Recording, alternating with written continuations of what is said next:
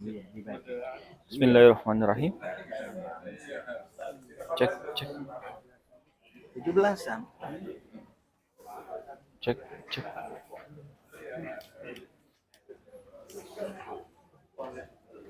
Cek, cek. Mati ya? Kalau yang dulu bagaimana, Ustaz? Yang dulu itu katanya Peraturannya Mas? saya tanya Pak Fadil, katanya atas perintah Pak Selamat. Tetap diusulkan itu. Tetap diusulkan dari Pak Basa. Jadi dulu itu waktu itu Bu Haan nih. Iya. Bu Haan kontak saya, Pak ayo menyelenggarakan TIBT untuk tes bahasa Inggris. Monggo Bu usulkan aja gitu pakai Tor gitu sih. Begitu. Cek, cek, cek. Cek, cek, cek. Cek, cek. Mati yang ini. Jadi beliau mengusulkan. Kan baru ada pertemuan. Itu baru diakselerasi. Ya. Bismillahirrahmanirrahim. Semua silaturahmi ada beliau kan. Oke. Assalamualaikum warahmatullahi wabarakatuh.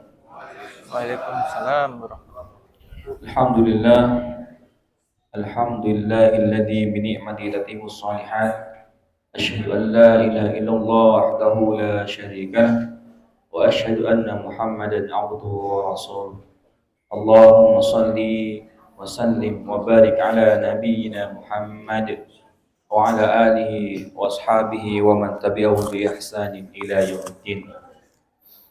Kepada yang terhormat Ustadz Profesor Bayu Taruna Wijaya Putra STP MN PhD selaku pemateri pada pengajian Ahad pagi edisi bulan Agustus 2024 ini, yang kami hormati Ketua Pimpinan Cabang Muhammadiyah Sumbersari Profesor Dr. Khair Sholihin, yang kami hormati segenap pimpinan Majelis PCM Sumbersari dan seluruh hadirin jamaah pengajian Hajriyah yang dirahmati oleh Allah Subhanahu wa taala.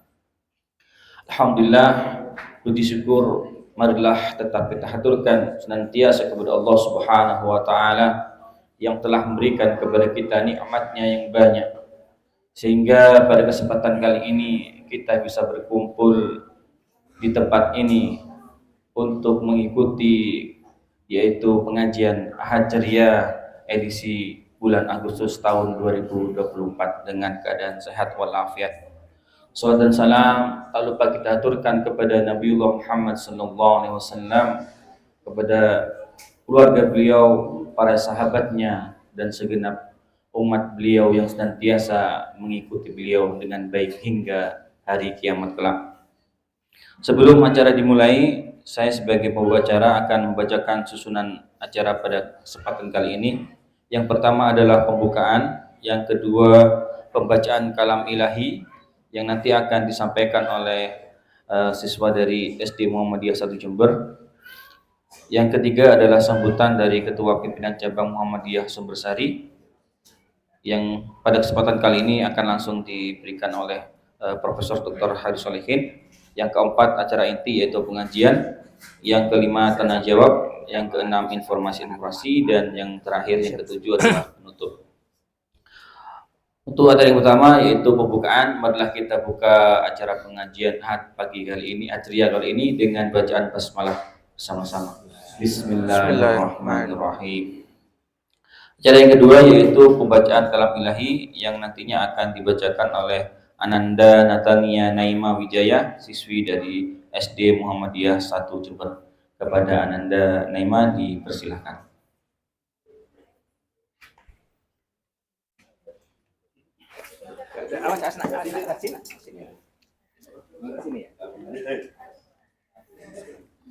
Bisa nggak? Bisa nggak apa-apa. Sudah Ustaz, biar Ustaz.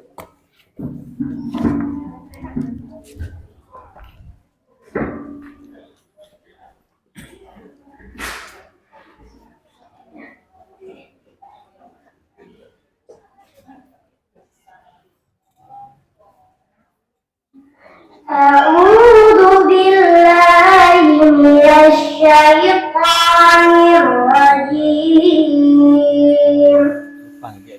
Bismillahirrahmanirrahim. الرحيم يا أيها الذين آمنوا اتقوا الله حق تقاته اتقوا الله حق تقاته ولا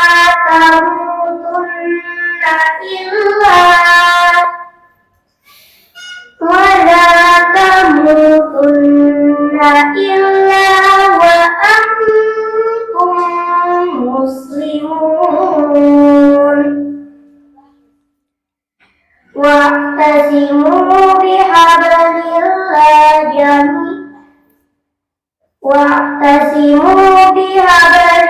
الله جميعا ولا تفرقوا واذكروا نعمة الله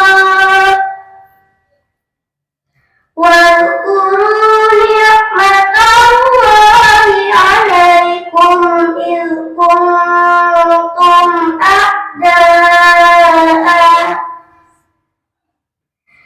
إذ كنتم أعداء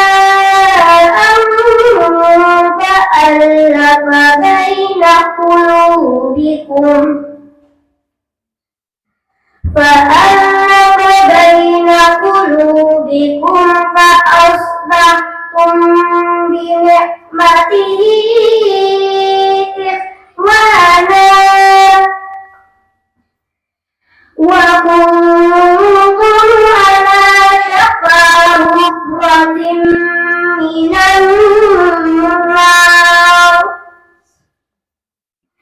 شفا حفرة من النار فأنقذكم منها كذلك يبين الله لكم آياته لعلكم تهتدون ولتكن منكم أمة يدعون إلى الخير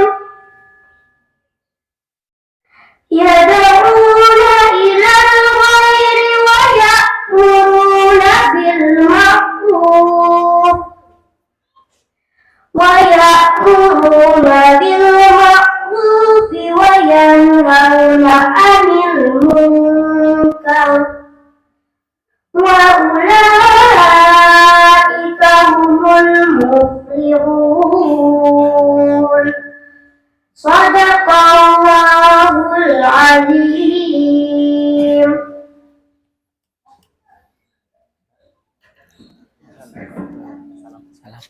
Assalamualaikum.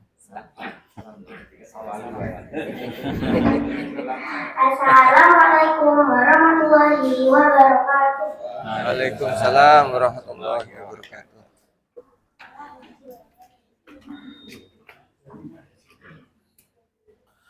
Shadaqallahul Adzim. Mudah-mudahan yang membaca dan yang mendengarnya diberikan rahmat dari Allah Subhanahu wa taala. Amin ya rabbal alamin. Masih pertama ini Bapak Ibu jadi grogi, jadi lupa salamnya. Oke, tapi alhamdulillah ngajinya bagus. Untuk acara berikutnya yaitu sambutan ini dari Ketua Pimpinan Cabang Muhammadiyah Sumbersari kepada Profesor Dr. Haris Salihin, kami persilahkan.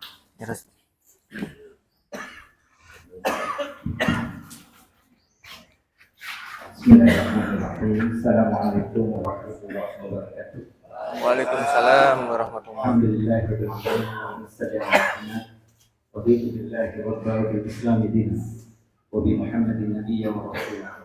Rabbana zidna ilman warzuqna fahma waj'alna min ibadikas shalihin. Amma ba'du, yang sama-sama kita hormati Profesor Yutaruna, Asep Muhammadiyah yang luar biasa yang sudah ada di tengah-tengah kita, teman kawan-kawan pimpinan cabang, pimpinan Aisyah Sumbersari, pimpinan ranting, pimpinan Makin Asia Sumbersari, kawan-kawan dari Mudisa yang selalu ya Pak Kepala juga tahu. Jadi SD Muhammadiyah 1 ini Pak selalu membersamai kita Ustaz setiap Ahad ceria. Kawan-kawan adik-adik dari Budi Mulia yang hari ini harus dibagi dua, satu di lingkungan, satu di sini, bagi dua. Jadi jumlahnya dibagi dua. Di catatan saya yang izin 32. Jadi banyak dari keluarganya, dari grupnya Pak Joko yang izin 19 ya. Ya kalau dikali 2 itu berarti 36 dengan keluarganya. Pak Heri juga izin. Saya tidak tahu ini ketepatan jalan santai untuk pekan terakhir. Tetapi kan pengajian Ahad ceria jalan terus ya. Jalan terus. Kita bersyukur Bapak-bapak, Ibu-ibu bisa mendapat kesempatan menghadirkan orang langka. Profesor Bayu Taruna ini termasuk manusia langka. Perlu kita lestarikan. Masih muda tapi sudah tergolong manusia langka. Kenapa saya katakan manusia langka? Karena beliau ini multi talenta sebagai seorang profesor. Mungkin banyak yang tidak tahu. Kenapa kami BJM harus banyak berterima kasih. Beliau ini begitu sibuk. Biasanya kalau Ahad begini, beliau ada di laut. Terus sebulan sekali. Banyak yang tidak tahu. Beliau ini adalah penyelam. Jadi bisa ditanyakan nanti bagaimana teknik menyelam. Dan tidak tanggung-tanggung kalau menyelam kan sampai berapa meter ke bawah tanpa alat. Saya pernah diajari pernafasan. Baru pernafasan sudah gagal. Belum nyelam, baru pernapasan sudah tidak pantas kata Prof Bayu. Gagal ini. Saya sudah diajari beliau. Banyak orang tidak tahu. Beliau ini seorang gitaris handal, pemain band UNED ya gitaris ya. Dan saya menyimpulkan setiap gitaris pasti istrinya cantik. Ya kalau ada beda, lihat istri beliau cantik. Beliau ambil muridnya katanya. Ya tidak apa-apa, sah saja. Silakan googling, silakan buka HP jenengan semua dan cari nama gitaris seluruh dunia. Kemudian tag juga istrinya, pasti cantik. Ya oleh karena itu selamat Prof jadi gitaris ya. Beliau masih sangat muda, makanya langka sekali. Nah di samping gitaris, beliau ini juga luar biasa ahli teknologi yang sebenarnya jurusannya pertanian ya Ustaz. Pertanian, tapi oleh Rektor Universitas Jember dipercaya untuk memegang kendali IT di UNED. Beliau ketuanya, luar biasa. Asep Muhammadiyah. Beliau juga masih muda sekali. Kalau bulan kelahirannya lebih tua dari saya. Bulan kelahirannya. Tapi tahunnya 21 tahun lebih muda dari saya. Beliau lahir tanggal 8 Oktober 1984. Jadi 40 tahun. Dan beliau sempat menjadi profesor termuda. Harusnya terima kasih kepada saya ikut jurus pada saat ditampilkan kalau dalam hati tapi belum dewi.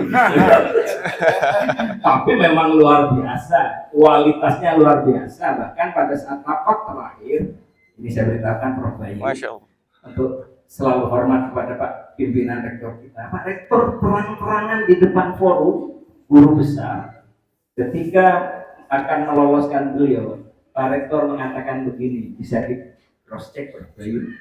Ini adalah aset UNED yang luar biasa. Murid saya kata Pak Rektor, tetapi nyalik gurunya sudah ada karu-karuan. Itu pertanyaan Pak Iwan Taruna sebagai rektor. Nah, oleh karena itu kemarin saya agak sedikit promosi banyak. Emang kalau tidak datang, tetapi karena bersamaan dengan hal-hal yang lain, ya apa boleh buat.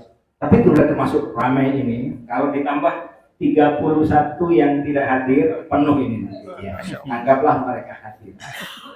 Mari kita nanti ikuti, kita gali ilmu sebanyak-banyaknya dari beliau. Penyelam, gitaris, ahli TI, dan yang terakhir, orang banyak tidak tahu, beliau contoh yang luar biasa untuk mengatakan menuntut ilmu itu dari ayunan sampai ke liang lahat. Beliau contohnya. Beliau sudah profesor dan mentok, tak bisa lagi naik pangkat, tinggal tunggu mati. Masya Allah. Maksudnya sama beliau, saya dulu jelas secara matematis saya dulu udah tahu kalau Allah yang tahu. Secara matematis saya dulu ya. Saya dulu. Apa maksudnya? Beliau sampai sekarang profesor, masih kuliah lagi. S2. Turun pangkatnya S2, tapi setelah saya tanya, Ustaz, kok masih kuliah lagi Ustaz? Apa jawab beliau dengan humble? Saya kuliah lagi karena ingin mengajar pendidikan agama di UNED. Ngajar pendidikan agama secara resmi syaratnya harus punya S2 agama. Beliau sekarang sudah lulus. Tesis. Oh, tesis ya. Beliau sekarang sedang S2 di Jakarta, UIN, Syarif Hidayat Sanes. UMJ. Universitas Muhammadiyah Jakarta. Jakarta, yakni mengambil MAG, Magister Alam Gaib. Bukan ya? Magister Agama ya. Magister Agama. Mohon maaf Ustaz. Luar biasa beliau ini. Dan yang paling betul-betul saya kagum sebagai warga Muhammadiyah, beliau juga MA, sumber Jambe aslinya. Kita lagi berjambe, tapi gantengnya luar biasa. Saya waktu mudanya ya kurang lebih begitulah. Ganteng luar biasa. Yang cewek-cewek saya ingatkan beliau buntutnya sudah 4 ya. Jadi buntutnya beliau adalah orang yang humble, rendah hati, orang yang sangat membantu, orang yang suka sekali kalau menolong orang. Jadi oleh karena itu nanti gali sebanyak-banyaknya ilmu dari beliau. Bahkan saya sebagai yang katakanlah orang yang lebih tua diberi ilmu oleh beliau yang orang saunet tidak tahu ya. Yang tahu hanya beliau dan saya. Dan karena perlu diberitahu kan karena rahasia ya saja. Teknologi. Itulah beliau. Oleh karena itu PCM Sumbersari menyatakan terima kasih yang sebesar-besarnya atas kerawan penjenengan dan nanti bisa sharing apa saja. Selamat datang Ustaz Tony. Terima kasih. Assalamualaikum warahmatullahi wabarakatuh. Waalaikumsalam warahmatullahi wabarakatuh. Masya Allah. Terima kasih atas sambutan yang telah diberikan. Alhamdulillah menggugah kita untuk mengikuti pengajian pada kesempatan kali ini. Berikutnya yaitu acara inti, yaitu pengajian yang akan disampaikan oleh Profesor Bayu Taruna Wijaya Putra, STP MN PhD. Beliau adalah penasihat Majelis Dikdasmen dan PNF PDM Jember, Guru Besar Presidius Agricultural Universitas Jember, Kepala UPA Teknologi Informasi dan Komunikasi Universitas Jember. Kepadanya kami persilahkan. Monggo Profesor. Masya Allah.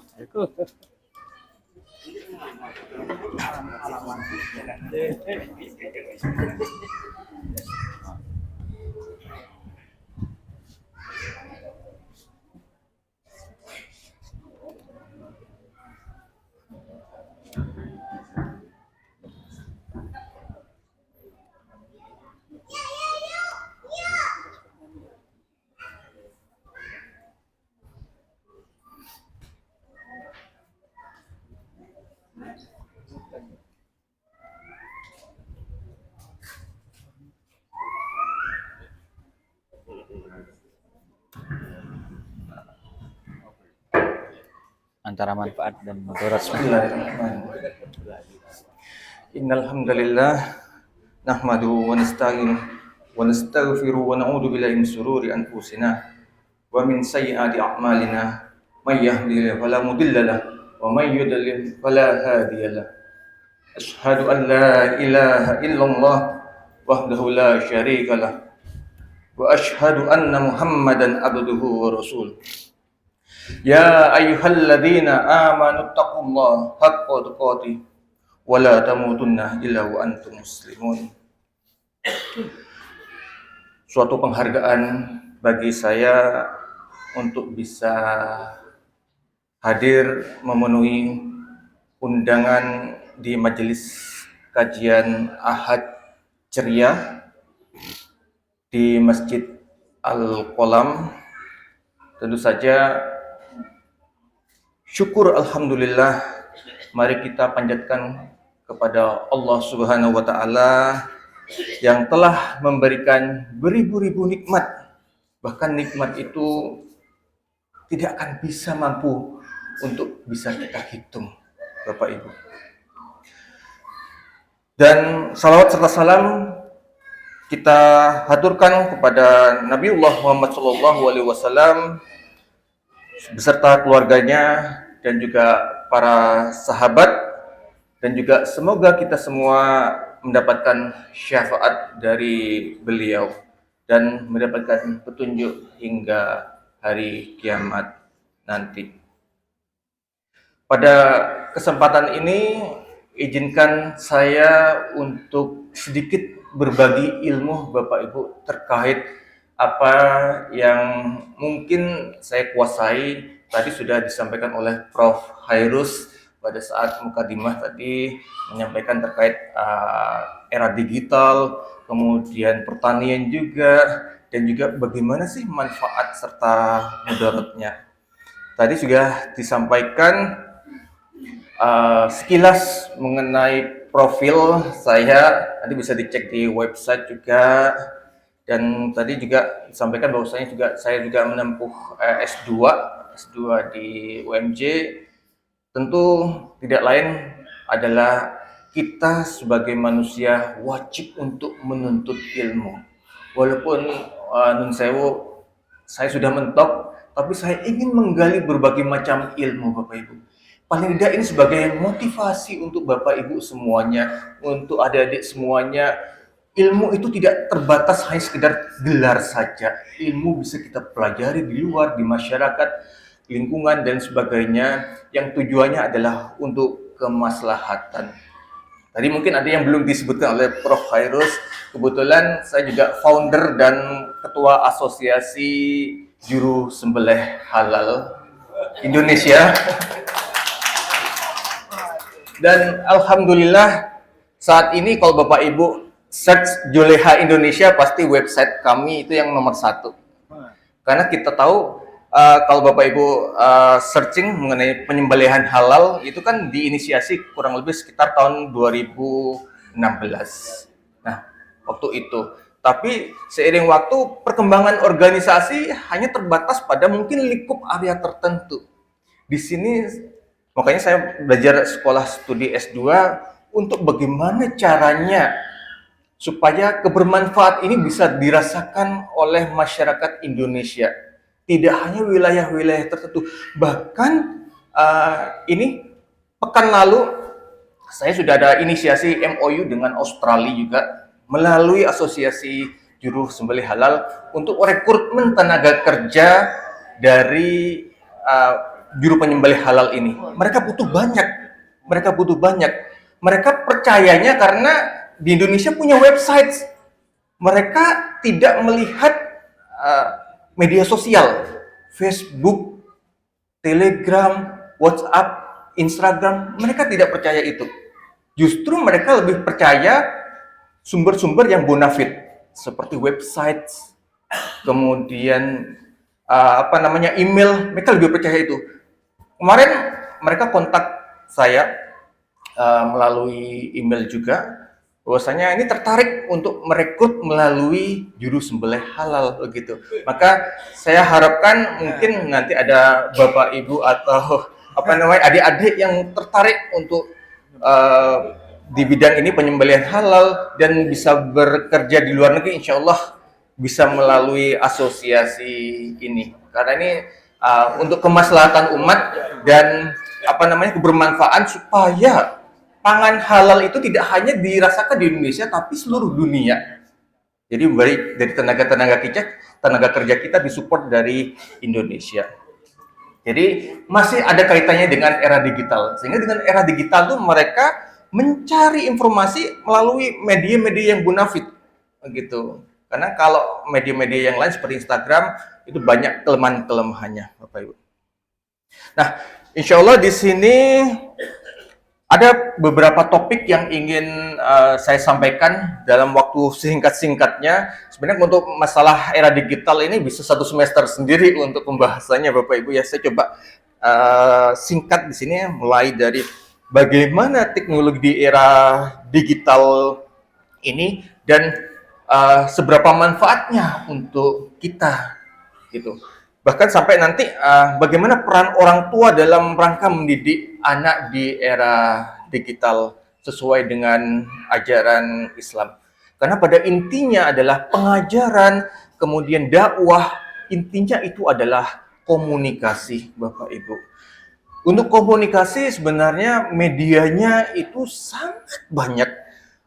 Kalau dari dulu ya, sejak adanya Nabi Adam, kemudian Siti Hawa, pasti akan terjalin komunikasi interpersonal, kemudian ada yang sampai saat ini ada istilahnya komunikasi melalui media cetak, yang itu mungkin Bapak Ibu sering melihat ya, koran, kemudian majalah, kemudian buku, pamflet, dan lain sebagainya. Kemudian ada di era digital ini ada media elektronik.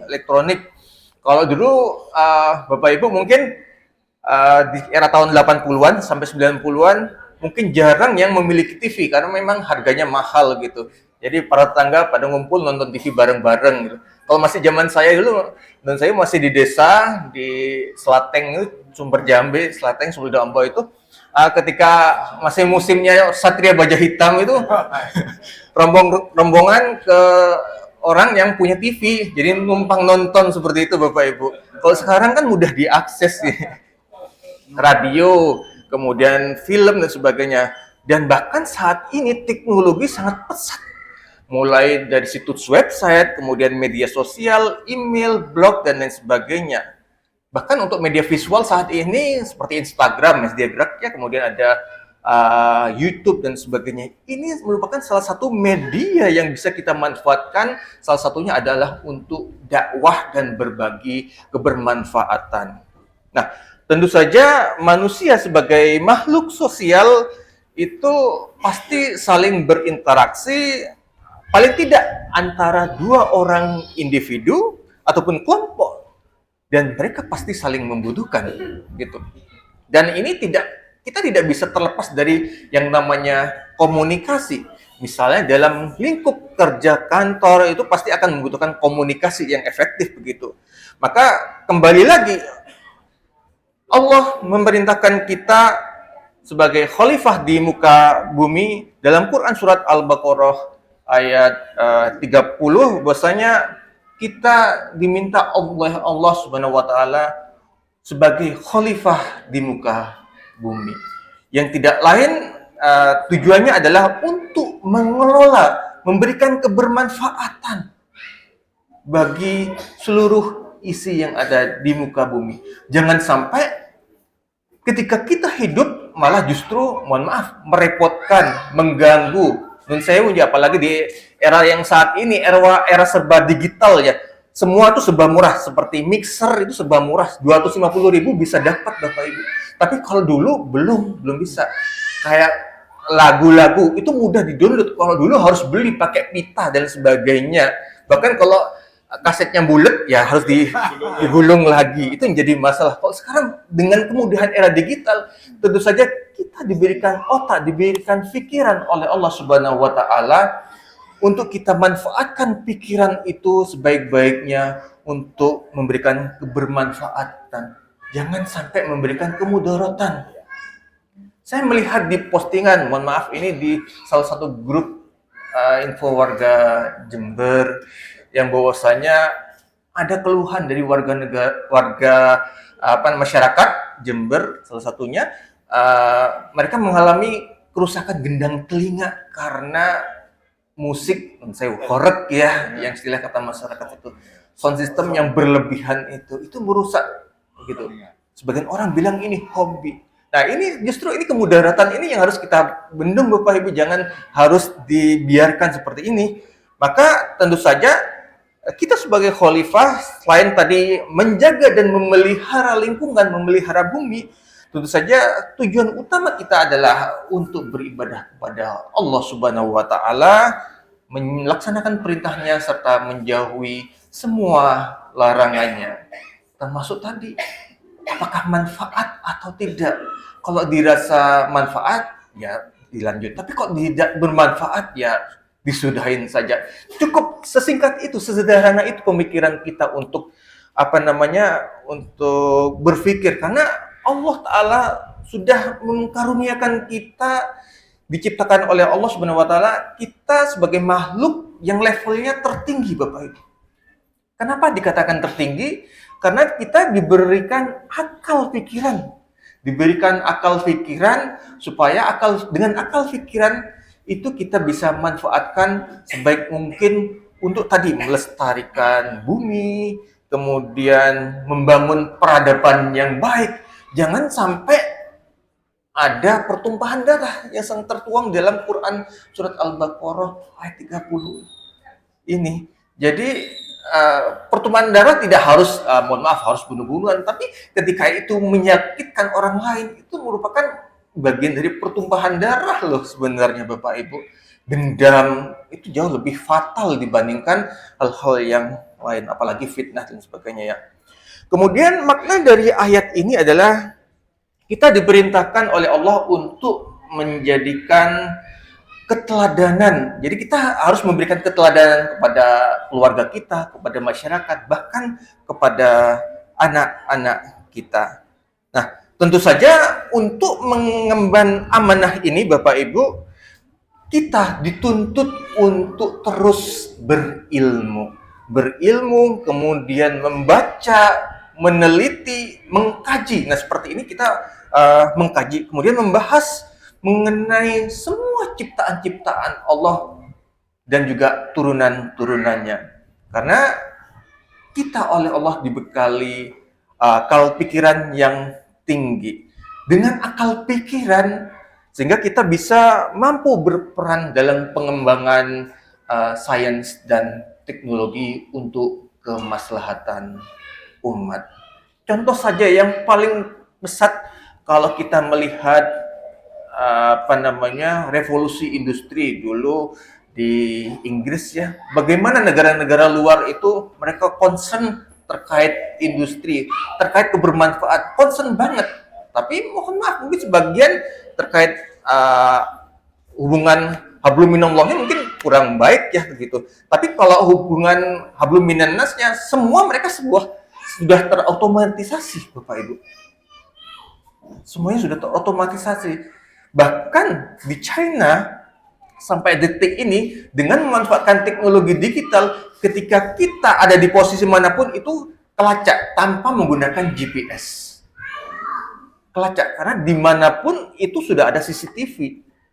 Wajah kita sudah terregister.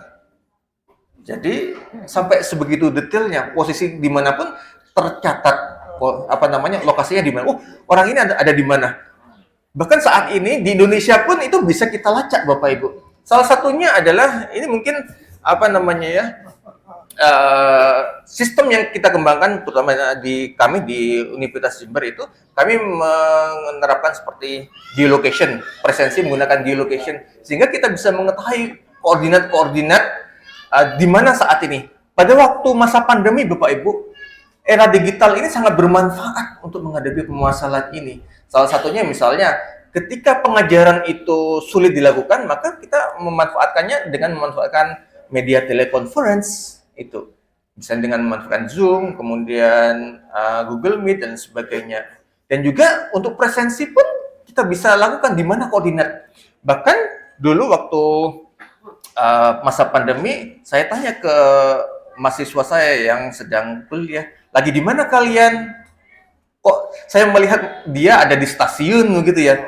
Saya tanya, Pak saya lagi ngojek gitu. Jadi mereka sedang ngantar penumpang sambil kuliah juga. Sehingga kita tahu koordinat mahasiswa itu ada di mana. Jadi sampai sedemikian rupa Bapak Ibu manfaatnya gitu. Maka kalau kita lihat teknologi digital ini bagai pisau berbilah dua. Tergantung kita bagaimana cara kita untuk memanfaatkan teknologi tersebut. Dengan adanya perkembangan teknologi ini, tentu saja dengan keahlian-keahlian tertentu kita bisa mengembangkan teknologi digital, itu berupa smartphone, kemudian komputer, internet, dan sebagainya. Dan tentu saja dengan ini sangat mempengaruhi cara kita berkomunikasi. Kalau dulu komunikasinya melalui interpersonal, tatap muka, say hello, dan ini sangat dianjurkan dalam agama untuk bersilaturahmi. Tapi kalau saat ini, ya lebih sering lewat WhatsApp, gitu. Lewat WhatsApp, kemudian ya seringkali kalau misalnya di hari raya itu, kadang-kala hanya copy paste dengan dari teman yang lain di-share seperti itu. Artinya seperti itu kan kurang dari hati ya, maka dari itu ya diperkenankan juga sih sebenarnya memanfaatkan, tapi bagaimana supaya silaturahmi itu tidak terputus ya mungkin komunikasi intrapersonal melalui telekonferensi, melalui video itu lebih afdol walaupun mungkin secara fisik tidak bertatap muka. Kemudian di era digital ini ada istilahnya media sosial. Pasti ya, saya yakin Bapak Ibu mengenal media sosial ini. Karena tujuan dari media sosial ini adalah yang pertama adalah interaktif, sifatnya interaktif. Interaktif artinya dapat berkomunikasi dan berinteraksi dengan setiap pengguna yang ada di dunia yang tergabung itu. Jadi ada interaktif begitu. Kemudian dengan adanya media sosial ini kita bisa berbagi informasi melalui komunitas Bapak Ibu. Sehingga dengan media sosial ini bisa membentuk komunitas atau kelompok berdasarkan minat. Misalnya ada yang minat di bidang dakwah, kemudian minat hadis, atau bahkan institusi pun punya media sosial untuk publikasi begitu. Kemudian berbagi konten. Kemudian ada yang juga mencari jaringan sosial begitu ya. Dan juga sifatnya media sosial ini sifatnya adalah real time. Jadi ketika kita posting, pada saat itu juga orang lain di belahan dunia manapun bisa langsung membacanya. Dan yang terpenting lagi dari media sosial ini sering dimanfaatkan oleh masyarakat untuk membranding, baik itu membranding personal maupun membranding bisnis ataupun usahanya. Namun media sosial tidak terlepas dari apa yang namanya sisi negatif. Ada berita hoax, kemudian fitnah, bahkan fitnah-fitnah tersebut mengatasnamakan agama.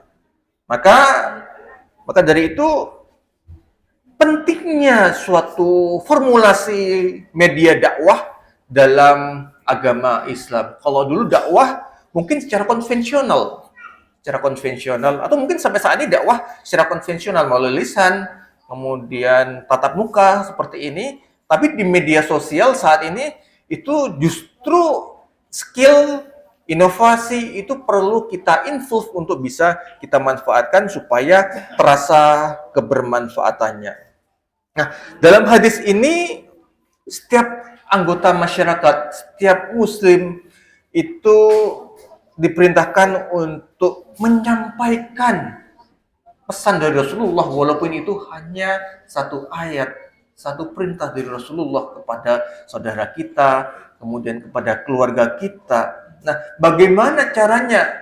Apalagi di organisasi Muhammadiyah ini sudah terorganisir sedemikian rupa, dan ini dengan manfaatkan teknologi ini sangat memungkinkan kita untuk penyampaian ke masyarakat luas. Nanti akan kita coba bahas bagaimana sih teknik dan metodenya, metodologi supaya yang seperti tadi saya contohkan di awal, kayak Juleha itu bagaimana bisa langsung melejit, bisa jadi nomor 1 di Indonesia gitu. Walaupun di sana banyak sekali organisasi-organisasi yang lain yang mengatasnamakan Juleha juga, tapi promosinya kurang. Tapi dengan memanfaatkan media digital ini, saya yakin pimpinan Muhammadiyah baik itu level level Jember wilayah, kemudian daerah itu bisa mengangkat organisasinya supaya lebih terkenal. Salah satunya adalah dengan memanfaatkan website. Insya Allah nanti saya akan berikan tips and triknya dan setiap jamaah bisa ikut berkontribusi. Coba bayangkan Bapak Ibu, bayangkan misalnya anggota Muhammadiyah di Sumbersari ini ada 1.000 saja. Ada 1.000 anggota dan simpatisan. Nah, setiap anggota memberikan mungkin satu hari satu media dakwah. Bayangkan, dalam 1 tahun pasti akan ada 1.000 konten. Nah, konten ini kalau kita tuangkan dalam website, ini pasti akan meningkatkan rating baik itu organisasi, kemudian komunitas tertentu. Itu pasti akan meningkat drastis. Saya yakin kalau kita istiqomah seperti ini, misalnya tidak hanya video. Kalau video itu kan harus dicermati, dibaca, dibuka.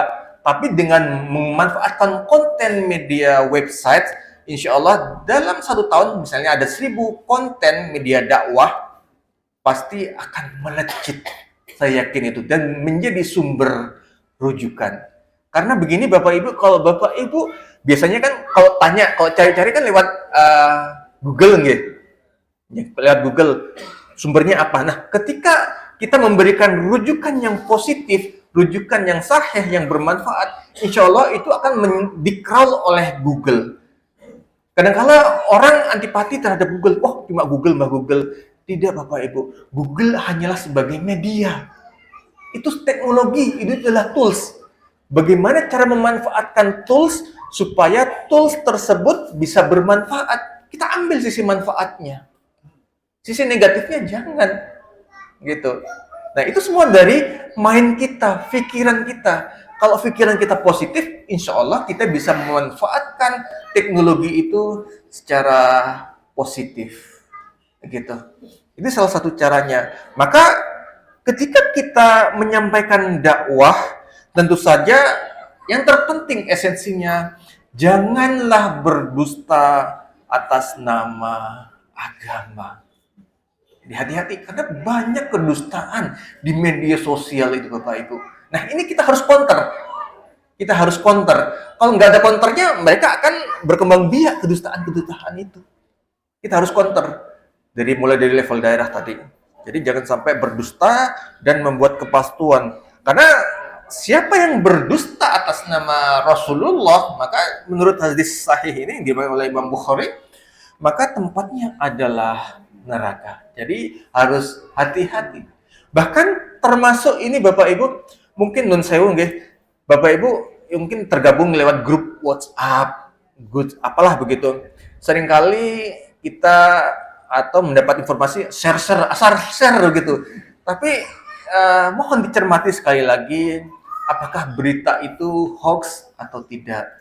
Apakah berita itu sudah benar atau tidak? Jangan sampai kita menjadikan, mohon maaf, grup itu sampah. Oh, ini nggak jelas kepastiannya apa namanya. Berita itu sahihnya apakah sudah sahih atau belum. Jadi mohon hati-hati Bapak Ibu. Karena di era media sosial ini kita dengan mudahnya untuk bisa mendapatkan pahala. Dengan mudahnya. Dan dengan mudahnya juga kita bisa mendapatkan bencana. Ya, mendapatkan dosa secara jariah begitu. Bayangkan ketika kita naruh website atau video itu terus-menerus dan tidak di take down sehingga dilihat oleh orang, ketika dilihat oleh orang sehingga orang lain mendapatkan dosa dan kita juga mendapat jariahnya. Tapi ketika kita memberikan manfaat di dalam sosial media, baik itu berupa website ataupun yang lain, pasti akan memberikan manfaatnya. Maka dari itu, sebelum Bapak Ibu dan kita semua, bahkan saya sendiri, ketika mendapatkan informasi, mohon disaring terlebih dahulu. Sekiranya informasi itu tidak bermanfaat, tidak memberikan manfaat yang banyak, ya sudah stop di kita, gitu. Karena sekali lagi kita diberikan oleh Allah Subhanahu wa taala akal pikiran untuk berpikir bagaimana konten-konten itu bermanfaat atau tidak. Sekiranya tidak bermanfaat, jadi bisa di stop gitu. Nah, kembali lagi ke peran media sosial sebagai sarana dakwah, Bapak Ibu. Yang saya sampaikan tadi, media sosial ini sangat cocok untuk digunakan sebagai media dakwah ataupun menyampaikan ajaran Islam, karena ini sangat memudahkan nih Bapak Ibu ya. Sangat memudahkan untuk menyampaikan pesan-pesan tanpa pengulangan. Tanpa pengulangan, cukup disampaikan sekali, nanti next time ini kita bisa berbagi. Oh, nanti sumbernya dari sini. Selama itu sumbernya sahih, kita bisa jadikan rujukan. Dan juga media sosial ini yang saya sampaikan tadi ini menjadi media jembatan silaturahmi bagi siapapun itu, tidak hanya dai, bahkan setiap pendakwah, setiap individu itu wajib untuk berdakwah dan memajukan komunitas-komunitas dakwahnya. Salah satunya ya melalui Muhammadiyah ini. Kemudian, nah, apalagi di sini hadir juga adik-adik generasi muda, adik-adik mahasiswa juga. Ini yang dibutuhkan oleh kita semua Bapak Ibu. Jadi generasi muda itu memiliki potensi yang sangat besar untuk berdakwah di era digital. Karena kita tahu anak-anak muda itu inovatif. Bahkan menurut saya anak saya sudah bisa coding walaupun SMP gitu. Kemudian harus berinovasi kemudian melek teknologi. Lalu bagaimana ketika ada generasi yang tidak melek teknologi? Ya kita harus ya sebagai generasi muda harus membimbing, jangan acuh tak acuh juga. Ya kemudian kita harus semangat dan memiliki idealisme. Nah, idealisme dalam Islam salah satunya adalah kita harus terus berdakwah dengan sumber yang sahih. Itu aja sih sebenarnya. Harus berbagi, harus berdakwah dengan sumber yang sahih. Dan ini sebagai tanggung jawab kita untuk menyampaikan pesan-pesan Islam. Supaya tadi kita diperintahkan oleh Allah sebagai khalifah, itu terasa kebermanfaatannya bagi setiap masyarakat di dunia. Nah, tentu saja orang berilmu itu harus memiliki manfaat Bapak Ibu. Jangan sampai kita hidup ini hanya menggantungkan diri dan tidak memberikan manfaat apapun ya. Bahkan dalam setiap pergaulan itu kita harus memberikan manfaat sedikit pun dan jangan sekali-kali memberikan kemudaratan untuk bahkan saudara kita, keluarga kita ataupun masyarakat. Nah, ini salah satu kaidah kita ketika kita nantinya akan memanfaatkan digital, gitu ya. Jadi era digital ini jangan sampai kita merasa terganggu dengan aktivitas muslim yang lain seperti yang saya sampaikan, aktivitas masyarakat yang horeg atau karnaval yang menutup jalan. Ini sangat mengganggu sebenarnya Bapak Ibu. Maka harus diatur sedemikian rupa supaya tidak memberikan mudarat yang lebih banyak lagi. Nah, dalam kitab yang dituliskan oleh Ibnul Qayyim rahimahullah, bahwasanya banyak beliau membagi beberapa pergaulan menjadi beberapa jenis Bapak Ibu. Karena pada intinya kalau kita bergaul itu harus disesuaikan dengan hajat dan kebutuhan. Jangan menyia-nyiakan waktu. Jadi kalau bergaul itu harus disesuaikan dengan hajat. Ketika itu nggak bermanfaat, ya sudah stop untuk bergaul. Tapi ketika itu banyak memberikan manfaat, dah mari kita tingkatkan pergaulan itu. Nah, apa saja menurut Ibnul Qayyim dalam membagi pergaulan gitu?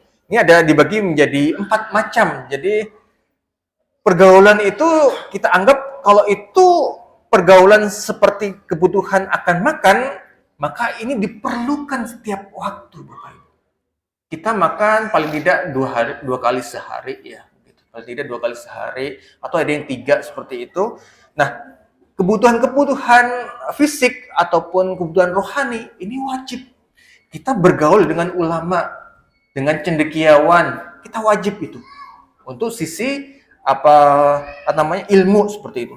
Tapi kalau kita ingin memenuhi kebutuhan pokok, kita tentu saja wajib bergaul dengan melijo misalnya, pedagang. Nah, ketika kita bermuamalah dengan mereka, wajib komunikasi dengan baik dan benar, tidak ya asal ya seperti kayak tadi kalau pedagang menipu yang harganya saya gulaan sekian tapi tidak demikian. Nah, itu termasuk menipu Bapak Ibu. Nah, kembali lagi seperti kebutuhan akan makan tadi. Ini dibutuhkan setiap waktu. Kemudian ada kalanya pergaulan itu seperti obat. Artinya diperlukan ketika ada kebutuhan khusus. Ya, ada kebutuhan tertentu, ada hajat tertentu gitu. Misalnya ada kerjasama, ingin meningkatkan teknologi, kerjasama dengan asosiasi ini, lembaga tertentu, ataupun berdiskusi. Nah, ini seperti obat. Ada juga pergaulan ketika kita bergaul akan mendapatkan penyakit. Nah, ini sangat berbahaya. Misalnya bergaul dengan tukang judi, bergaul dengan, bergaul dengan teman-teman yang suka merokok misalnya. Mohon maaf Bapak Ibu, yang mungkin ada yang masih merokok begitu ya, nanti bisa dikurangin. Karena mudaratnya lebih banyak dibandingkan manfaatnya gitu. Mungkin kita tidak memikirkan diri kita sendiri, tapi kita pikirkan orang lain. Bisa jadi anak kecil mendapatkan mudarat dari itu. Ketika kita diberikan pikiran oleh Allah, maka kita diperintahkan untuk berpikir, rokok ini kira-kira ketika saya merokok, oke lah, kalau saya suka merokok di tempat yang aman begitu ya, tidak kena orang lain. Bahkan Bapak Ibu, seringkali di jalan itu orang merokok sambil sepeda motoran. Mungkin sering menyumpahi ya Bapak Ibu ya. Masih kurangkah mereka untuk merokok? Gitu. Nah, ini bisa jadikan media dakwah juga melalui media sosial, entah melalui gambar visual dan sebagainya. Karena dampaknya banyak. Bahkan saya pernah Bapak Ibu kena dampaknya. Ada orang merokok naik motor, saya naik motor juga, di belakangnya kena arangnya. Kena leher. Terus kalau kena leher kan semakin membara. Jadi di sini istilah bahasa Jawanya itu melonyot gitu. Iya. Di sini di kulit gitu. Jadi kemudian saya tegur orang itu, ya maaf begitu aja. Ya tapi ya ini tentu saja ini tantangan bagi kita semua untuk berdakwah gitu. Kemudian ada kalanya yang keempat, kita apabila bergaul ketika itu mendapatkan racun, itu yang harus dihindari. Apa bentuknya? Ya tentu saja ketika kita bergaul dengan ahlul bid'ah, ya tentu saja akan bisa jadi kita yang terbawa. Begitu Bapak Ibu.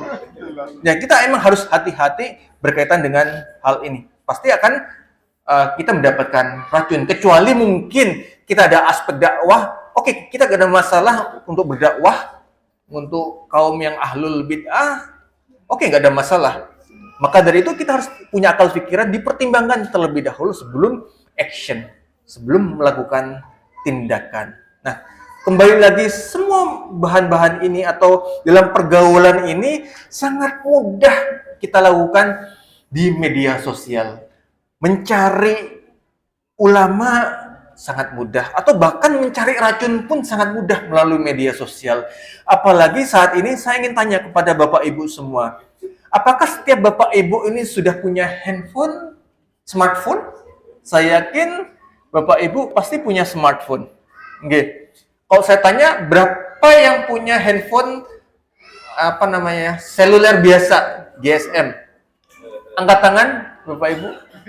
Adakah? Nggak ada, nggih? Yang jadul. Masya Allah. Kurang jadul. Yang jadul hanya GSM aja bisa nerima SMS. Ada berapa banyak? Saya yakin nggak ada di sini Bapak Ibu ya. Masya Allah. Enggak, ini ada apa yang saya sampaikan di sini merupakan sumbernya dari data yang sahih dan valid. Dan bahkan ini sebagai informasi Bapak Ibu dari lembaga survei Statista juga, jumlah penduduk dunia ada sekitar 7 miliaran. Dan jumlah mobile connection melebihi dari jumlah penduduk dunia. Artinya, satu orang bisa memiliki lebih satu handphone. Apalagi saat ini Bapak Ibu ya, handphone itu bisa multiple SIM card. Multiple SIM card. Bayangkan, satunya untuk WhatsApp keluarga, satunya untuk apalah begitu yang macam-macam seperti itu. Dan 5 miliar memiliki unique mobile subscription. Artinya ya yang punya benar-benar terkoneksi ya begitu. Yang lain mungkin hanya lewat WhatsApp, Wi-Fi dan seterusnya. Coba kita bayangkan, penggunanya cukup banyak Bapak Ibu. Dan pengguna smartphone dunia itu hampir separuhnya.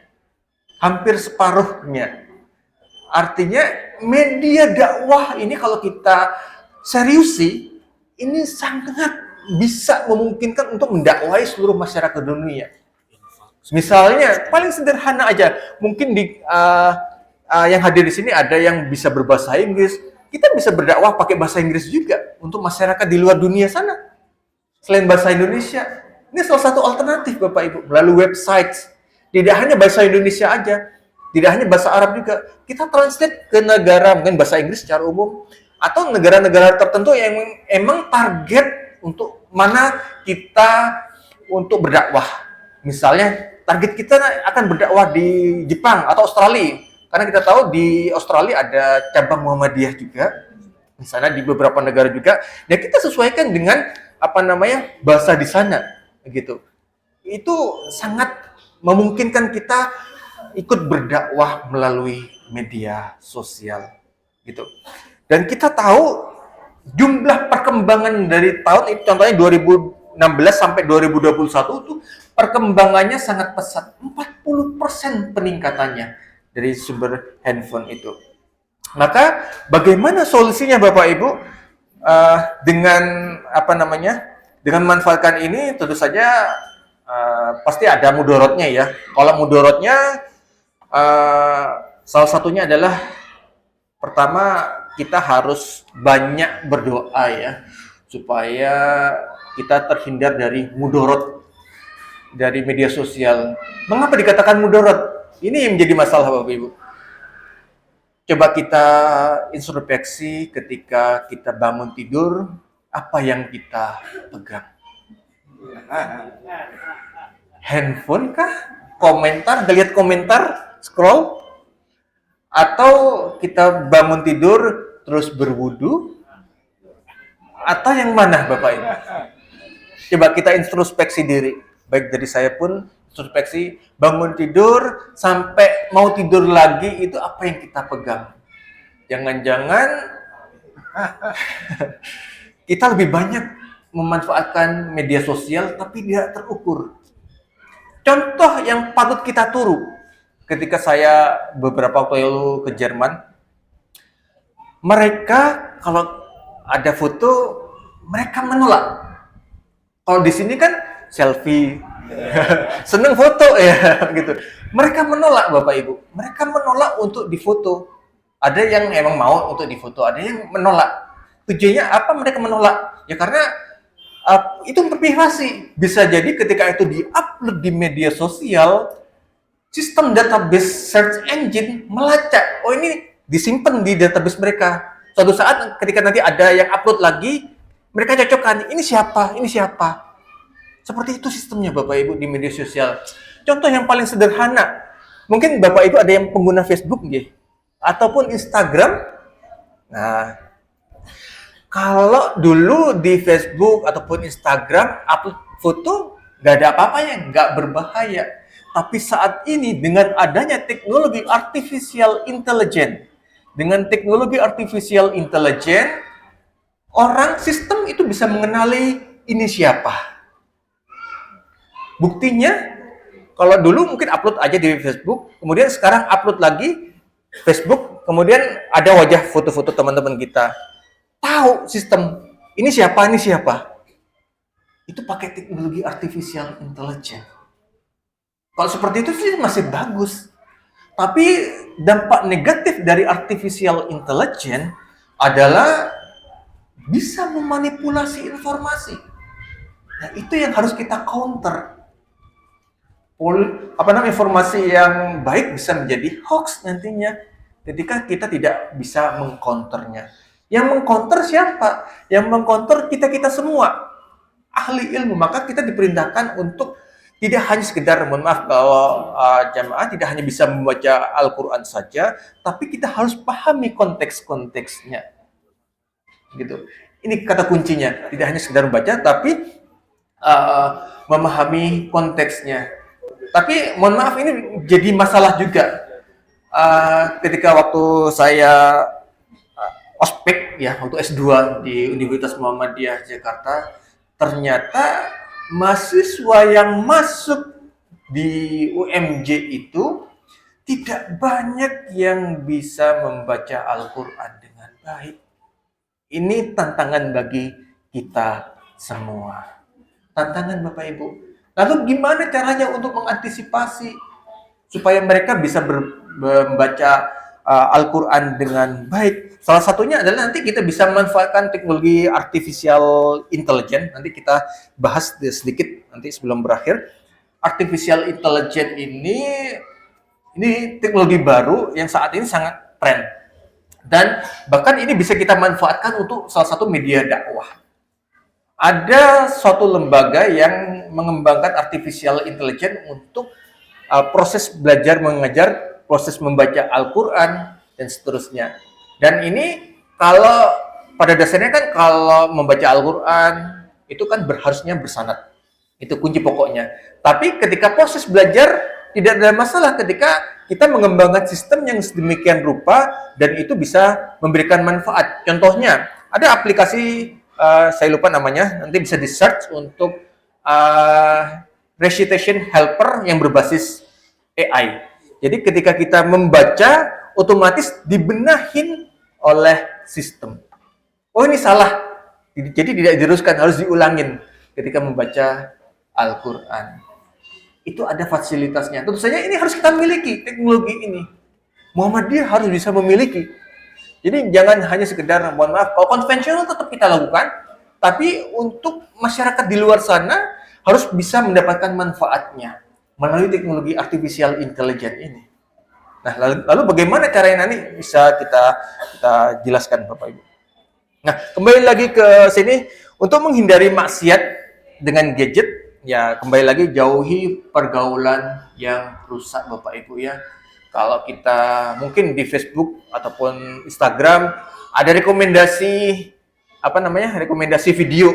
Ya, ketika rekomendasi video itu mengarah ke kemaksiatan, sebenarnya itu tergantung dari kita. Ini mau dilanjutkan melihat atau stop?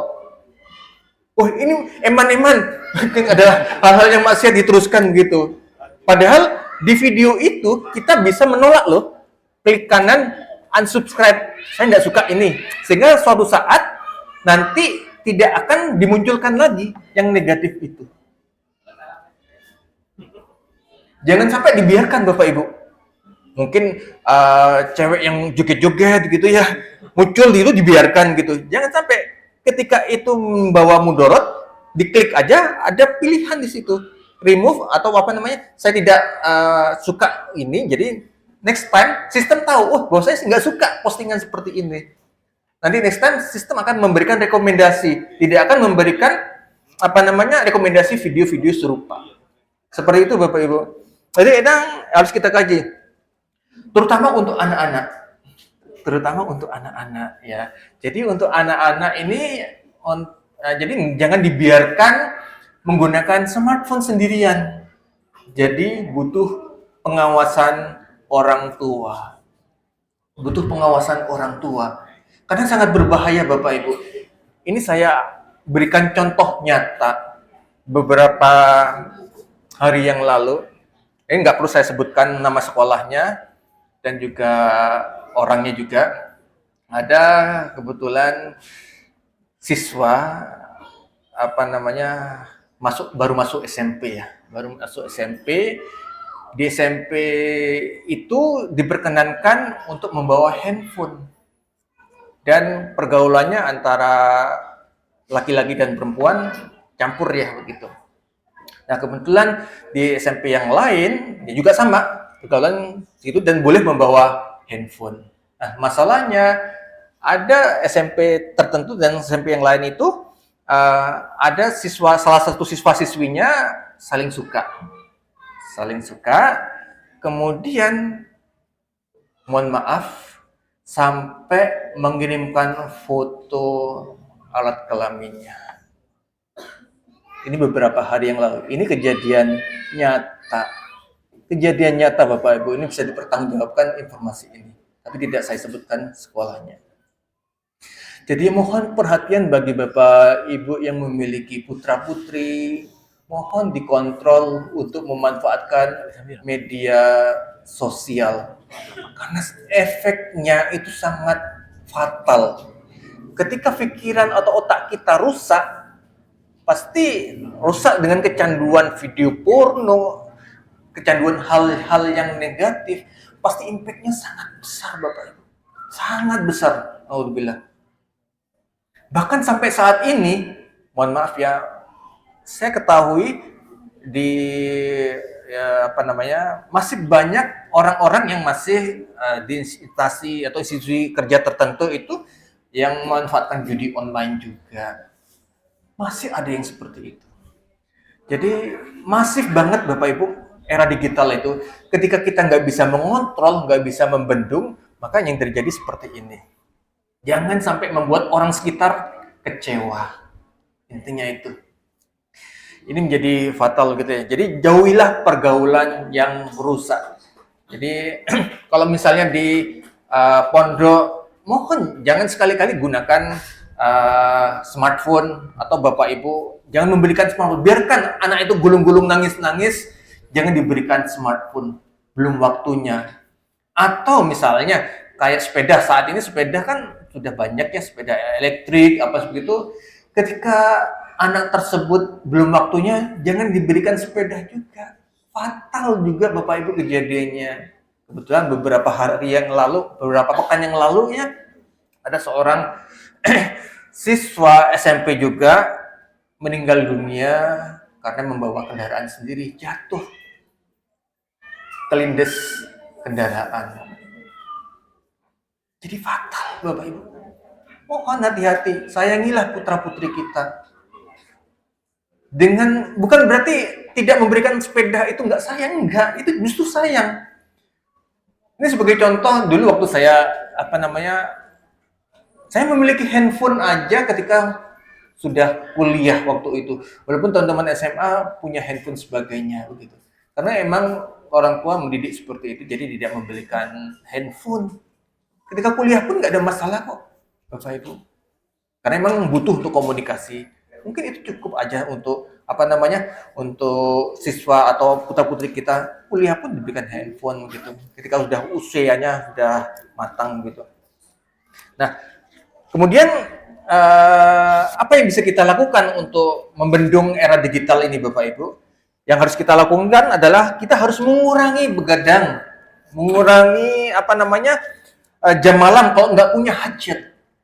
Mungkin ada sebagian organisasi yang mengadakan pengajian di malam hari, nggak ada masalah selama itu ada manfaatnya, tidak mubazir, itu nggak ada masalah. Tapi ketika hanya ngobrol-ngobrol aja, main domino, lebih baik tidur aja.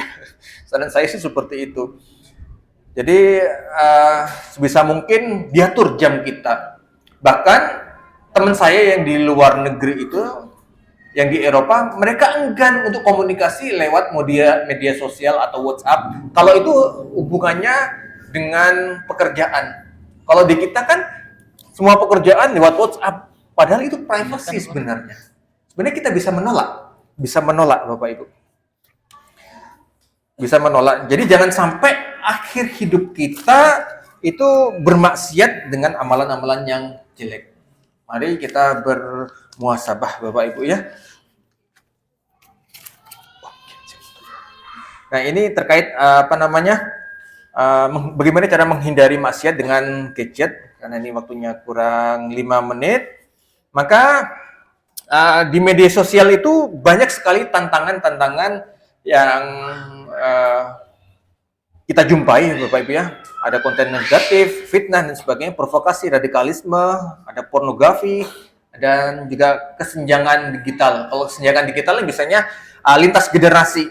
Biasanya menurut saya kalau lintas generasi itu terjadi karena mungkin ini informasi kira-kira penting, jadi share main share begitu aja. Ya, jadi yang menurut saya bagi generasi yang baby boomers itu mungkin membatasi diri ketika untuk sharing informasi. Bisa jadi informasi itu hoax dan dipercaya orang yang lain, kita akan mendapatkan dosanya, Bapak Ibu. Jadi nasihat bagi saya sendiri dan juga Bapak Ibu sekalian. Dan tentu saja yang terpenting adalah memeriksa kembali fakta-fakta itu. Ketika itu tidak sesuai dengan fakta, stop di kita, gitu. Karena kembali lagi, setiap kaum yang rusak itu akibat dari mempercayai berita-berita yang tidak sesuai dengan fakta, berita hoax, kemudian tidak sesuai dengan kaidah-kaidah, maka itu bisa jadi merusak generasi. Jangan menyebarkan fitnah dan jangan menyebarkan adu domba, dan juga haram hukumnya untuk bergibah. Nah, ini yang saya sampaikan tadi terkait artificial intelligence. Jadi artificial intelligence merupakan teknologi saat ini yang sudah banyak dipakai di media sosial. Bahkan kami di institusi itu, kami sudah mengembangkan artificial intelligence untuk memprediksi kira-kira mahasiswa ini kapan lulusnya. Kalau cara belajarnya dia seperti ini, kemudian presensinya seperti ini, kapan lulusnya? Kita bisa memprediksi. Wah, ini pasti lulus 7 tahun, ini 4 tahun. Bisa kita prediksi itu, Bapak Ibu. Memprediksinya gimana? Dengan data, bukan ramalan. Bukan ramalan, dengan data. Jadi data-data itu bisa kita gunakan untuk memprediksi. Nah, ini bisa kita pakai untuk media dakwah, sarana dakwah gitu. Jadi kita bisa memanfaatkan artificial intelligence. Contohnya, kayak tadi Bapak Ibu kalau di Google ya, ataupun di Instagram, ketika ada informasi kita nggak suka, atau bahkan gini, kita seringkali, saya ingin beli sepatu, tapi handphone ada di dekat situ, gitu. Otomatis ketika kita buka Google, muncul sepatu. Kok bisa ya? Karena emang mikrofon dirancang untuk sebagian waktu itu dirancang untuk on. Ini sepatu direkam. Hati-hati Bapak Ibu ketika kita berbicara kebencian dekat handphone dan sebagainya, itu mereka melacak loh sebenarnya. Apa yang kita bicarakan, yang utarakan, hati-hati. Lebih baik dimatikan aja handphone kita ya berbicara. Jangan sampai direkam, sehingga Google bisa tahu apa keinginan kita. Ingin beli rumah, muncul iklan-iklan rumah. Bener, serius kan Bapak Ibu? Bener kan ya Bapak Ibu? Seperti itu. Nah, media bentuk model AI seperti ini kita bisa manfaatkan untuk dakwah. Misalnya ada dia mungkin orangnya suka berjudi, maka nanti di AI-nya muncul hadis-hadis berkaitan dilarang berjudi. Bisa. Mengapa kita tidak pakai seperti itu? Mari kita bangun generasi kita dengan manfaatkan teknologi untuk mengatasi permasalahan. Jadi teknologi digunakan untuk mengatasi permasalahan. Ini kita bisa bangun. Apalagi Google kan punya orang lainnya, non-muslim ya. Nah, Muhammadiyah harus punya itu. Banyak sekali cendekiawan yang ahli di bidang artificial intelligence punya search engine sendiri. Paling nggak bisa membantu masyarakat dunia mengcounter permasalahan yang ada. Jadi, orang yang suka judi, maksiat, suka mencuri, nanti otomatis muncul hadis-hadis atau ayat-ayat dilarang mencuri begitu. Menarik itu. Itu bisa kita pikirkan. Jadi inverse. Jadi misalnya, mungkin ada, nanti nyuri di mana. Jadi muncul hadis gitu. Menarik gitu. Ini belum ada. Ini bisa dibuat penelitian bagi adik-adik mahasiswa. Ini bisa dibuat penelitian loh. Bagi mungkin adik-adik mahasiswa yang ada di Muhammadiyah, monggo. Nanti bisa saya jadi pembimbing untuk pengembangan artificial intelligence-nya. Gitu. Jadi yang penting bisa memberikan kebermanfaat untuk masyarakat. Mungkin itu saja yang bisa saya sampaikan. Insya Allah nanti materi sudah saya share ke Ustadz Prof. Hairus, bisa dibagikan ke para Bapak Ibu jamaah. Kurang lebihnya mohon maaf apabila ada yang salah itu dari saya sendiri. Baik-baiknya semuanya dari Allah Subhanahu wa taala. Assalamualaikum warahmatullahi wabarakatuh.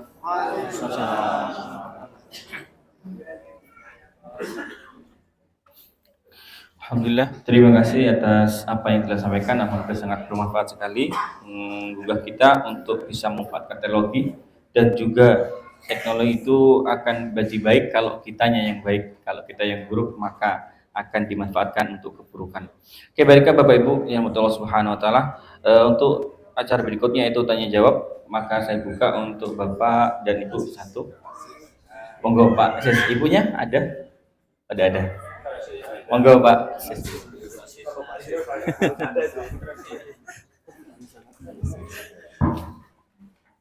Terima kasih Bapak Pembicara Ustaz. Saya betul-betul menemukan kalimat bijak bahwa panglimanya dakwah itu ilmu, dan hari ini saya menemukan panglimanya dakwah. Masya Allah. Saya punya masalah yang bagi saya mendesak, Ustaz. Yang lain-lain saya sudah rasakan, saya betul-betul telah grogi. Yang mendesak bagi saya itu dua. Pertama, saya mohon pendapat jenengan. Saya yakin jenengan kuliah itu hanya cari jasa saja. Kalau materinya sudah punya. Yang mendesak bagi saya begini, Ustaz. Di mana jenengan? Di Al-Quran itu Allah bersumpah demi kuda kencang yang berperang. Kan ada itu ya. Nah, ini saya menemukan bahwa kuda itu salah satu binatang yang dimuliakan Allah. Suatu ketika saya diajak makan sate kuda, saya menolak, itu mungkar gitu. Saya jawab, teman saya itu kaget. Sampai sekarang nggak pernah mau ketemu. Gimana menurut Ustaz mengenai kuda dimuliakan oleh Allah itu? Karena ternyata masih ada orang Islam yang jualan kambing. Yang pertama.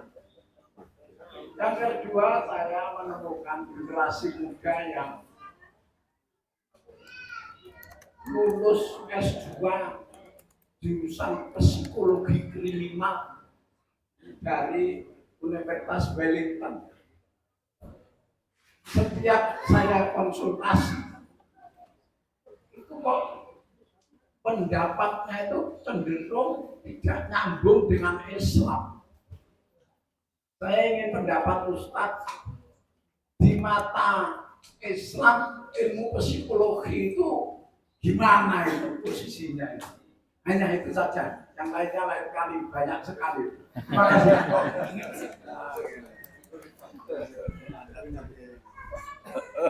Oh, nyambung. Ya taban. Terima kasih. Assalamualaikum warahmatullahi wabarakatuh. Waalaikumsalam. Prof, yang saya muliakan, tadi jenengan menyampaikan secara detail ya. Ya betul, kalau misalnya kita berdoa kita ini 1 semester, jadi mungkin itu cukup gitu. Ya. Banyak kan perhatian keprihatinan kita bahwa dunia ini semakin, ya kayaknya seperti itu ya Allah katakan oleh baginnya, bahwa tanda-tanda akhir zaman itu dunia kan kacau ya sebenarnya. Kacau dulu, ya Allah ya. Jadi sekarang kalau misalnya seperti itu, fitnah yang makin liar, kemudian AI, artificial intelligence seperti itu. Ini saya baru dapat tadi itu jam pagi setelah sholat subuh ada postingan dari teman bahwa di salah satu masjid itu pada malam hari dibuat dokem. Nggak tahu ini mungkin juga artificial intelligence ya. Masjid Agung, tepat nggak dijelaskan itu ada postingan video seperti itu di depan teras masjid itu dibuat dugem. Saya kok curiga ini Pak artificial intelligence gitu loh. Ya. Kemudian satu hal lagi, putaran zaman ya, kalau misalnya sekarang ini akhir zaman, Allah bisa, itu dunia makin ada gitu. Bahkan nanti kalau misalnya ada satu hadis yang mengatakan perzinahan itu ada di mana-mana. Bahkan pelaku zina itu melakukannya di tempat-tempat umum. Bahkan ada yang pokoknya kalau mau berzina itu dibawa di balik pohon dan nggak kelihatan mata-mata. Itu ya sekarang apapun lah ya namanya kemajuan teknologi tadi itu bisa bermata dua barangkali. Assalamualaikum warahmatullahi wabarakatuh.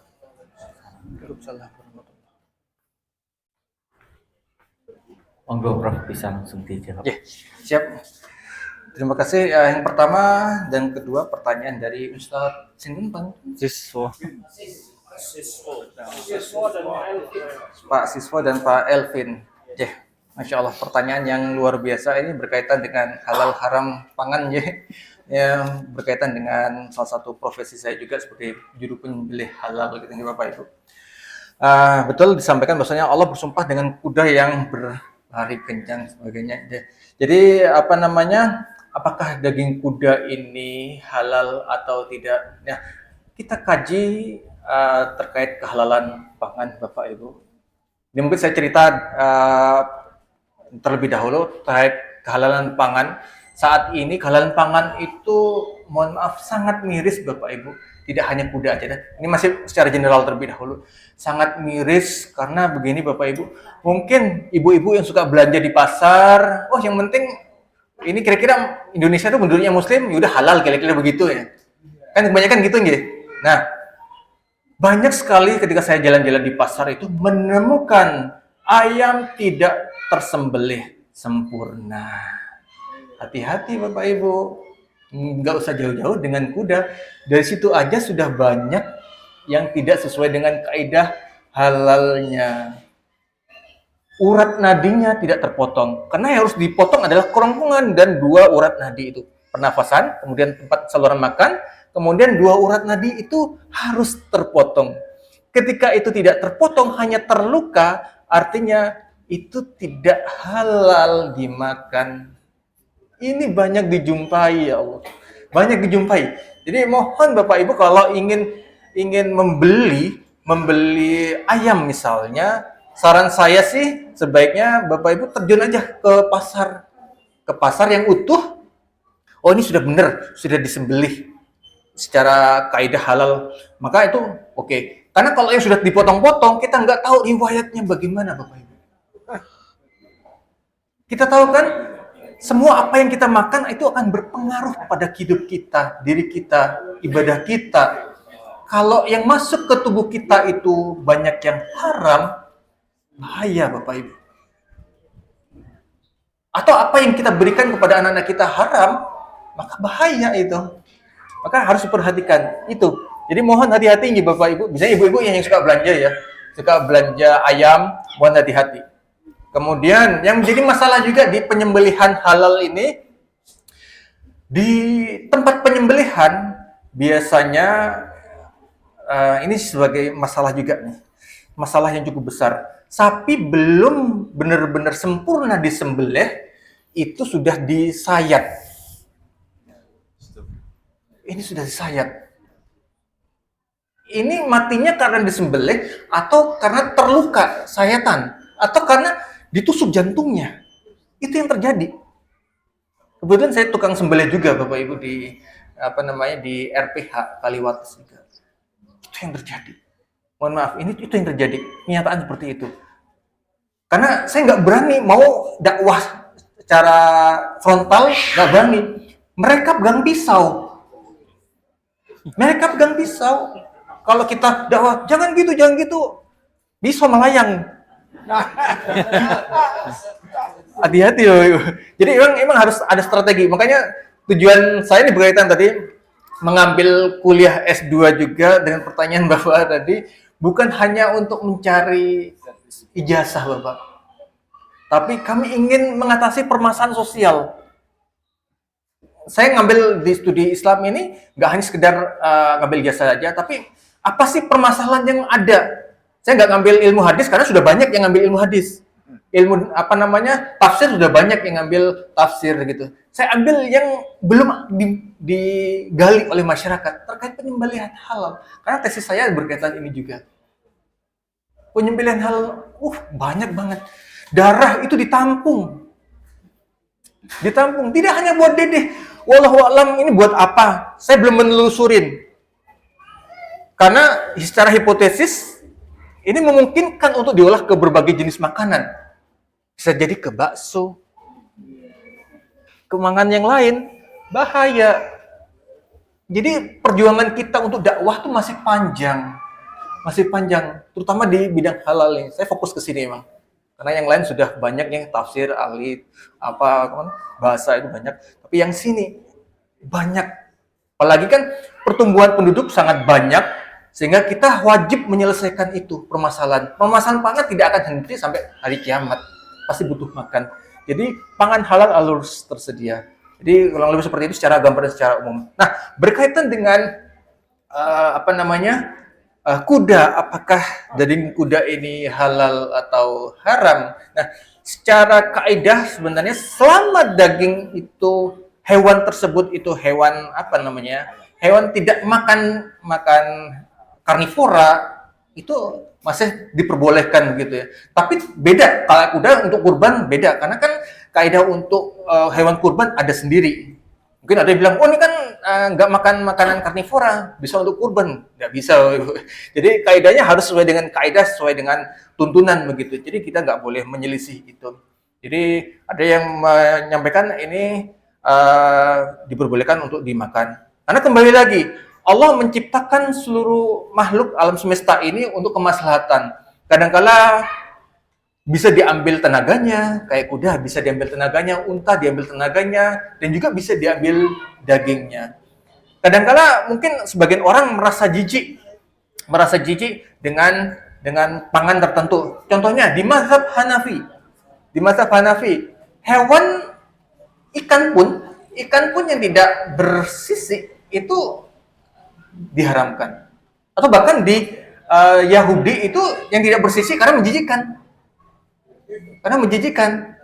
Tapi di kita kan nggak ada masalah, kita makan lele, makan belut, nggak ada masalah karena hewan air, bukan hidup di dua alam.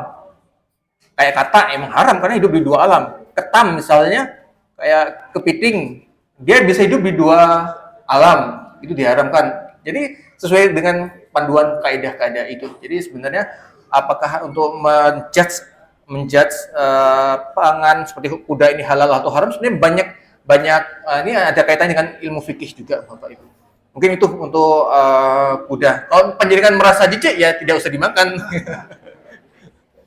ada kalanya mungkin kelinci ada itu nggak boleh dimakan karena tabiatnya nun sewu sama seperti babi. Dia sesama jenis juga saling berhubungan. Itu menjadi masalah juga karena tabiatnya itu. Sehingga ada yang menghindari. Walaupun dia makannya rumput-rumputan gitu. Jadi kita bisa kaji secara fikih. Jadi cakupannya sangat luas. Kemudian pertanyaan yang kedua berkaitan dengan bagaimana posisi ilmu psikologi dalam Islam. Saya menangkapnya seperti itu Bapak Ibu. Ya tentu saja psikologi itu memang kita harus menyesuaikan dengan kaidah Islam. Dalam ilmu psikologi itu berkaitan dengan gimana cara mendeteksi perasaan seseorang, gimana untuk menggali informasi. Sebenarnya selama itu menggalinya dengan data itu nggak ada masalah Bapak untuk rujukannya dengan data.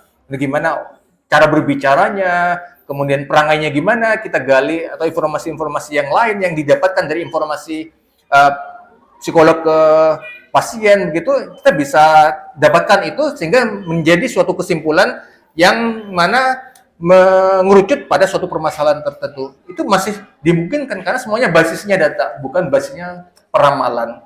Tapi kembali lagi kalau itu bertentangan dengan syariat ya saya yakin ya tidak akan diperkenankan juga begitu. Karena memang ada ilmu-ilmu yang tidak diperkenankan dalam Islam. Contoh ilmu kedokteran yang untuk melakukan cloning.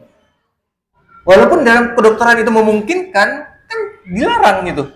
Dalam syariah dilarang. Ya udah sampai saat ini kan dilarang untuk melakukan cloning. Walaupun dulu pernah dilakukan.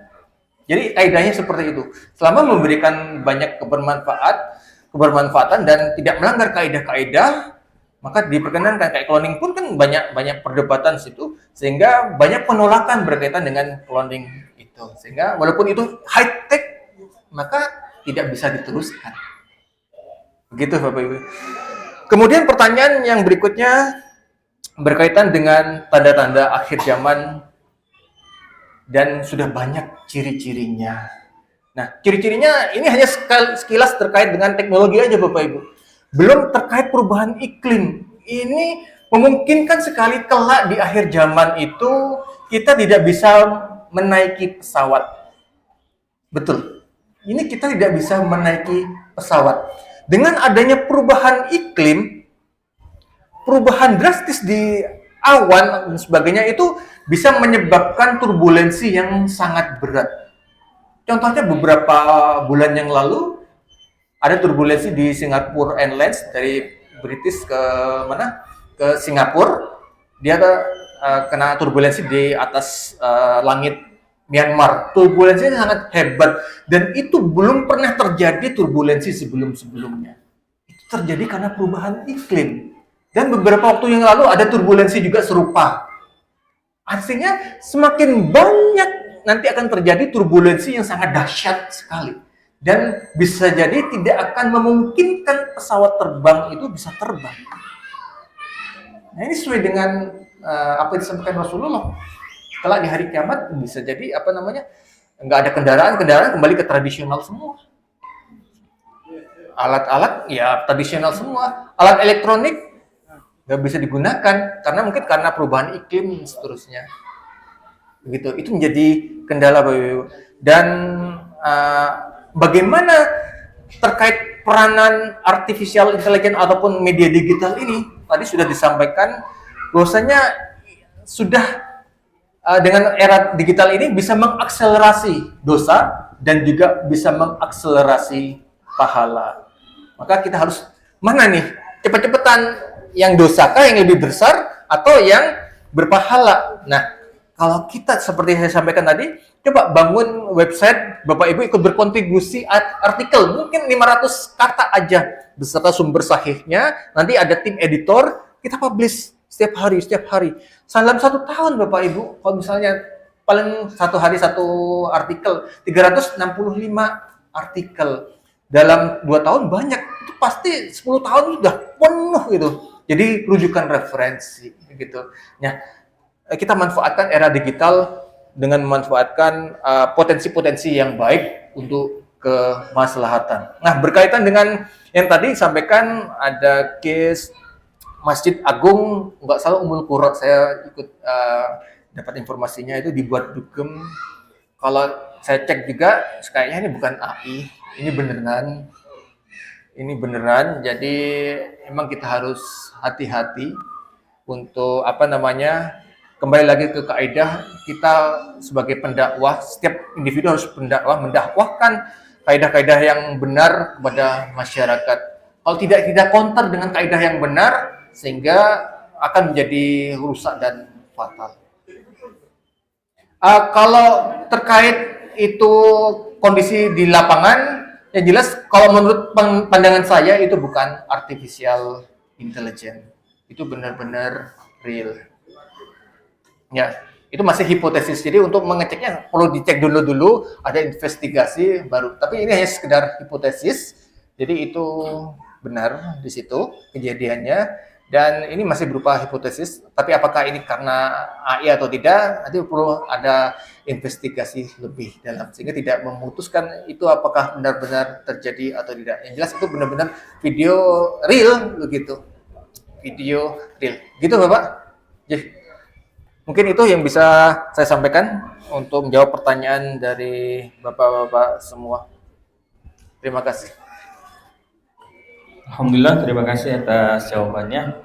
Sudah bisa terjawab ya Pak. Berikutnya yaitu informasi-informasi. Untuk infak pada pengajian kali ini terkumpul Rp902.000. Alhamdulillah, terima kasih kepada Bapak Ibu yang telah mendonasikan uangnya. Mudah-mudahan dicatat sebagai amal soleh. Amin, amin ya rabbal alamin. Kemudian acara yang terakhir yaitu penutup. Ada pengumuman kan, Prof? Mari kita tutup pengajian Ahad ceria ini dengan bacaan hamdalah. Alhamdulillahirrahmanirrahim. Demikian dari kami selaku pembawa acara, kurang lebihnya mohon maaf. Assalamualaikum warahmatullahi wabarakatuh. Waalaikumsalam warahmatullahi wabarakatuh.